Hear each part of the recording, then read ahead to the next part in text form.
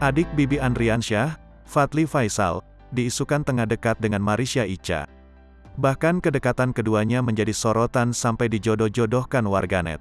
Ketika ditemui, baik Marisha Icha dan Fadly sama-sama malu untuk berbicara. Marisha Icha dan Fadly juga sempat bingung memberikan jawaban dan hanya tertawa. Saat disinggung soal kedekatan, sahabat Vanessa Angel itu mengaku memang sudah sejak lama. "Kan dari dulu emang deket," tutur Marisha Icha. Fadly menambahkan, seolah membenarkan jawaban Marisha Icha. Ia mengatakan, sudah sering berlibur bersama Marisha Icha sejak Vanessa Angel masih ada. "Sebelum ini kita udah ke Bali bareng Kak Vanes, udah Feby," kata Fadly. Meski begitu, Fadly menegaskan hubungannya dengan Marisha Icha tak ada yang spesial.